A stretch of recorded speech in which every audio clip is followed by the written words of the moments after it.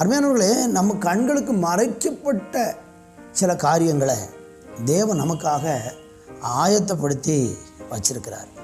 அது எந்த மனுஷனுடைய காதுகளுக்கும் கேட்காது, எந்த மனுஷனுடைய இருதயத்திலையும் தோன்றாது.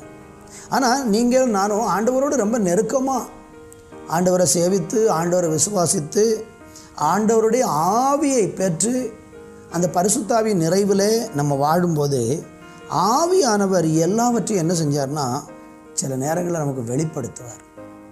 ஆனால் உங்கள் உள்ளத்தில் தெரியும், நான் ஆண்டவரை சேவிக்கிறேன், ஆண்டவரை சேவிக்கும்போது எனக்கு ஒரு பெரிய ஆசீர்வாதம் இருக்கிறது என்பதை ஆண்டவர் பல நேரங்களில் வேத வசனத்தை கொண்டு நம்மோடு கூட பேசிக்கொண்டே இருப்பார். ஆண்டவருடைய வார்த்தையை கொண்டு பேசிக்கொண்டே இருப்பார்.